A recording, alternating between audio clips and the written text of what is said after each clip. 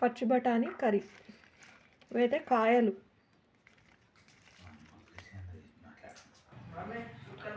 మొత్తం అయితే గిల్లి పక్కకు పెట్టుకున్నాం. కొద్దిగా ఉప్పు వేసి ఉడకబెడతా. వాటర్ పోసి బఠానీ అయితే ఉడకబెట్టి పక్కకు పెట్టుకున్నా. మంచిగా ఉడికినాయి.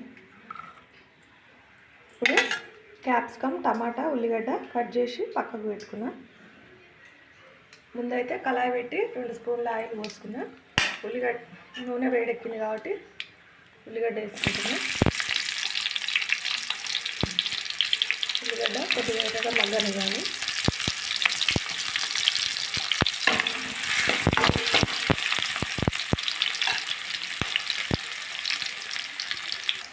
ఉల్లిగడ్డ అయితే ఎర్రగా మగ్గింది కాబట్టి ఇప్పుడు అల్లం వెల్లిగడ్డ కొద్దిగా వేసుకుంటున్నా. అలాగే చిటికెడు పసుపు,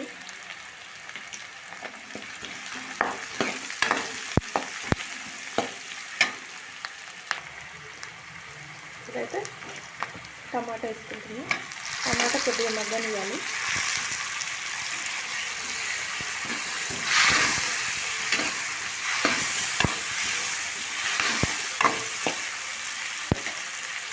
టమాటా కూడా మంచిగా మగ్గింది కాబట్టి ఇప్పుడు క్యాప్సికమ్, పచ్చిమిర్చి వేసుకున్నాం.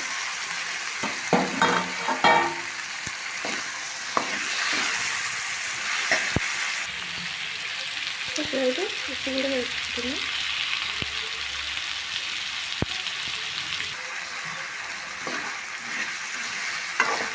ఒక 5 నిమిషాలు అయితే టమాటా ఇవన్నీ నూనెలో మగ్గనివ్వాలి.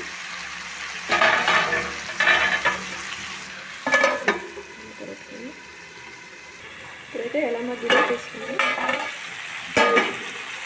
ఇవన్నీ అయితే మంచిగా ఉడికిపోయింది కాబట్టి అయితే ముందుగా ఉడకబెట్టిన బఠానీ వేసుకుంటున్నాం.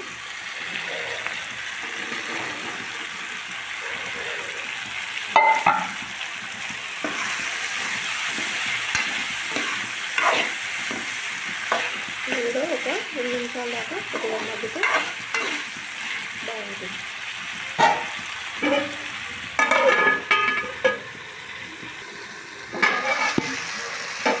అయితే బఠానీ కూడా మంచిగా ఉడికింది కాబట్టి కొద్దిగా కారం అయితే వేసుకుంటున్నాను.